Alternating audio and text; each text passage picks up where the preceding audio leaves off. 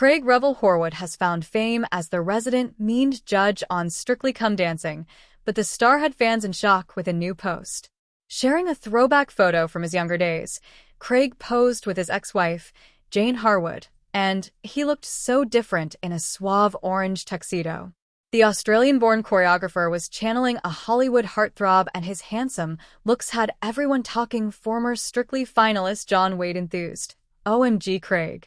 You look like a Hollywood star. Pop me in a time machine and introduce us, please," while a second fan added, "Oh, you are really quite handsome, Craig."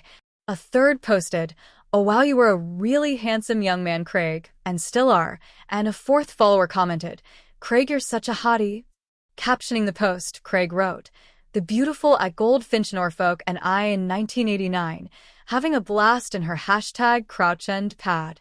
The Strictly judge wasn't the only one looking incredible in the snap, as his ex-wife, Jane, also looked gorgeous in a black cocktail dress. Craig married Jane in 1990 before the pair parted ways after just 2 years. They have remained good friends since their marriage, and Jane runs Craig's website.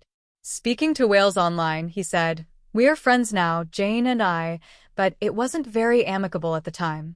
Now we can go out for lunch and talk about life honestly. I love her deeply as a friend, now and forever, and wish her all the happiness in the world." Craig is now engaged to fiancé Jonathan Myring, although their proposal didn't go entirely to plan. "It was a slight disaster, really," joked Jonathan. "I had a beautiful engagement planned in Tasmania, and Craig refused to go and sit on the banks of the river to look for platypus. So I had to frantically call him to go."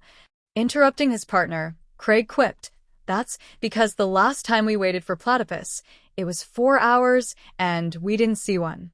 So I wasn't going to sit through that again, was I? All I wanted to do was go back to the hotel and have a bubble bath.